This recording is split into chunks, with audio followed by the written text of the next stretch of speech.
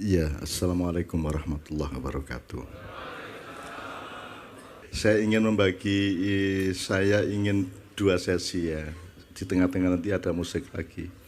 Sesi yang Nabi Zolim dalam tanda petik ini nanti kita jam 1 kira-kira sampai akhir. Nah sekarang saya ingin buang-buang kotoran-kotoran, sampah-sampah atau ganjalan-ganjalan. Yang pertama saya sangat berbahagia malam hari ini karena setelah sekian lama saya bisa hadir bersama orang yang sangat saya cintai.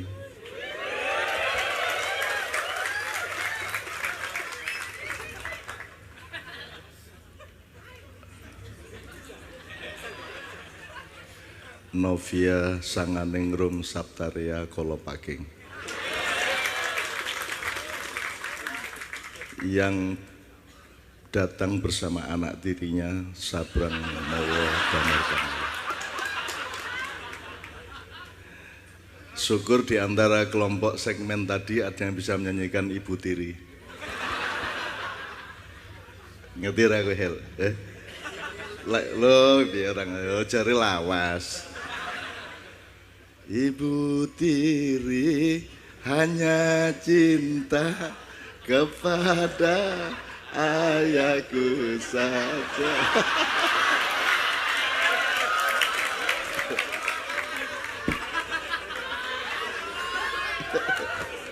Jangan menyesatkan. Ibu Tiri hanya cinta kepada dompet ayahku.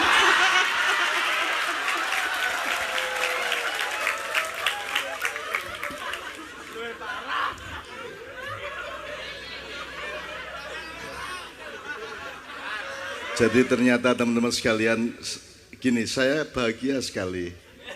Tapi di lain via saya sangat sedih kalau memandang wajah Anda.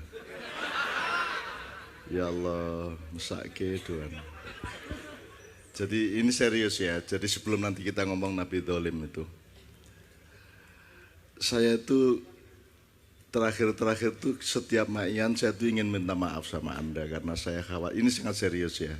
Saya khawatir sejumlah hal terjadi dan nanti saya merugikan Anda. Pertama, saya khawatir kalau doa-doa saya untuk Anda itu tidak dikabulkan oleh Allah.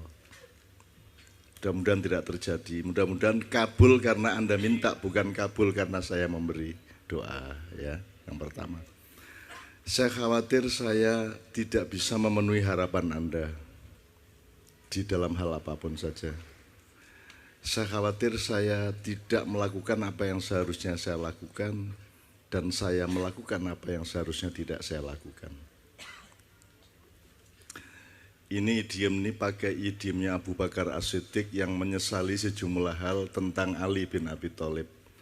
Abu Bakar mengatakan saya melakukan 5 hal yang seharusnya tidak saya lakukan kepada Ali dan saya tidak melakukan 5 hal yang seharusnya saya lakukan kepada Ali dan itulah kesalahan saya kepada Ali. Kemudian tidak tercoverlah konflik-konflik yang bermacam-macam sehingga sampai hari ini kita menanggung akibatnya, pecah belah tidak habis-habis sampai hari ini. Tuh. Jadi saya khawatir Anda itu salah sangka kepada saya. Saya khawatir Anda itu ngikut saya. Padahal Anda punya diri Anda masing-masing dengan sejarah dan kedaulatan Anda masing-masing yang tidak sama dengan saya. Sehingga kalau Anda menjadi penganut saya khawatir itu mencelakakan Anda. Terus ada banyak sekali yang saya sedih. Saya khawatir kalau Anda terlalu ngelihat saya, terlalu ngikut saya, nanti Anda nasibnya kayak saya loh. Saya ini kan orangnya tidak cocok sama hidup ini. Saya itu tidak kompatibel sama NKRI, tidak kompatibel sama industrialisasi, globalisasi, peradaban 7 abad dari 14 sampai 21, saya itu tidak kompatibel. Saya tidak mengatakan saya tidak cocok atau saya tidak selera, tapi saya itu memang tidak accessible kepada seluruhnya itu. Jadi saya itu kesini itu supaya nambah jumlah orang yang jangan sampai bernasib seperti saya. gitu loh.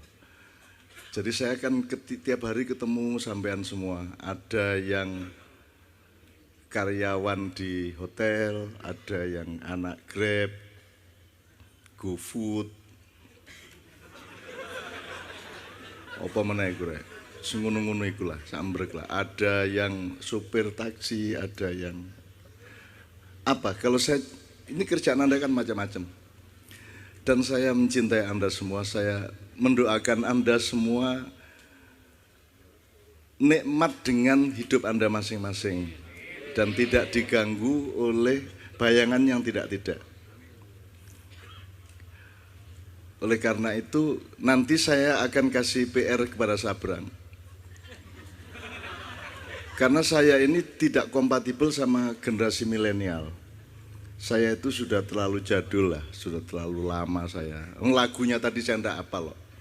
Iku mang seleng, tas selong, tas sulung, karo mang gak apal saya. Jadi saya itu betul-betul merasa kasihan sama Anda, tidak tega saya. Jangan-jangan Anda tertipu oleh saya. Jangan-jangan Anda tersesat karena saya. Jangan-jangan Anda menjadi lebih sengsara karena saya. Oleh karena itu saya berpesan, apapun yang saya omongkan itu jangan ditelan mentah-mentah dan jangan diikuti begitu saja. Anda harus jadikan setiap informasi ke dalam diri Anda menjadi milik Anda yang diramu dengan keadaan Anda. Kemudian Anda ambil keputusan dengan kedaulatan Anda masing-masing di dalam keutuhan dan keseimbangan sedemikian rupa sehingga Anda tidak menjadi pengikut saya, tapi Anda menjadi pengikut dari keyakinan dan pikiranmu sendiri. Itu ya Mas ya. Ini saya sangat serius di mana saya tidak punya pengikut dan semua orang juga ya jangan diikuti, saya khawatir kalau diikuti saya. Saya ngikuti Nabi Muhammad ya setengah mati tidak terkejar-kejar ya. Maksud Anda ngikuti saya gitu loh. Contoh yang utama adalah Sabrang, sejak kecil dia tidak punya naluri untuk mengikuti saya. Sehingga nalurinya tuh bantah gitu. Kecil gitu. Itu membuat kadang-kadang saya mau ngasih duit tidak jadi. Dobol ada cilik rahasia sudah gitu. Oke, itu sekedar Mas ya, sekedar apa. Salah satunya gini loh Mas. Anda ini hidup di Indonesia yang kayak gini. Anda itu generasi milenial, yang generasi di atasnya, yang sebelumnya, Anda harus menyesuaikan diri terhadap semua fenomena milenial yang sekarang. Sementara saya ini kan sudah terlanjur kuno banget, saya itu generasi old zaman now. Ya tapi kita generasi old ya, tapi zaman now, gelem ora gelem. Dan saya sudah tidak bisa coba. Kalau saya tidak ada Novia Kolopaking hancur lebur hidup saya. Karena sambungan saya dengan dunia yang sekarang berlangsung itu orang meng ATM kabeh. Apa saja saya tuh enggak nyambung. Kalau enggak ada Mbak Via saya enggak nyambung sama hidup ini. Saya bodoh gitu. Terutama gini Mas. Yang saya tidak bisa berikan di Ma'iyah adalah pelajaran-pelajaran manajemen, entrepreneurship, kewirausahaan, ya, pemasaran, marketing, dan kan saya tidak bisa sama sekali, belas itu tidak bisa saya. Saya tidak bisa memasarkan wajah saya sebagaimana para caleg. Saya tidak bisa memasarkan eksistensi saya, bahkan dengan bodoh saya keluar dan berhenti dari aktivitas saya di media massa sejak tahun 22, sejak tanggal 22 Mei 1998. Saya tidak nulis di koran, tidak nonton TV sampai hari ini karena saya itu tidak kompatibel. Jadi nonton TV acara apa saja itu ora iso aku. Apik banget, jadi aku ora iso ndelok. Kok iso ya kaya ngono aku. Jadi saya itu belum cukup, Mas. Saya tuh belum cukup dewasa, belum cukup intelektual, belum cukup. Software saya itu nggak bisa ngejar acara televisi Indonesia itu. Kok ampuh ya, aku jan ra mudeng aku. Ngono kok guyu ya. Kok aku urung iso guyu ya. Jadi saya tuh merasa betul-betul dekaden. Sampai saya bikin level stratifikasi gini Bang. Saya Ma'iyah itu kan level paling bawah di dunia dan di Indonesia. Jadi hanya bisa nyambung sama rakyat kecil. Kalaupun birokrasi ya birokrasi yang paling bawah. Lurah, camat, kapolsek, dan ramil. Bupati mulai ngene-ngene aku. Sudah nggak nyenggak saya. Jadi kalau saya tidak ada sosiologinya, tidak ada terminologinya, tapi kira-kira gitulah. Ma'iyah ini nyambungnya cuma sama orang-orang kecil, sama orang-orang di bawah. Kalau ada ada hierarki birokrasi ya birokrasi paling bawah.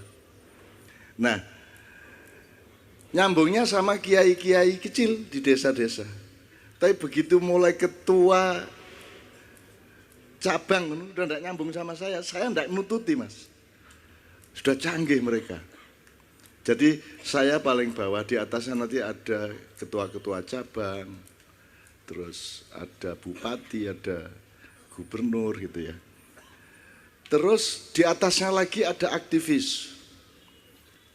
Anak-anak mahasiswa yang pinter-pinter ya toh, yang ngerti teori bermacam-macam, terus ada LSM, ada gerakan mahasiswa, ada seniman gitu ya. Itu saya nggak ngejar lagi, udah itu 2 tingkat di atas saya.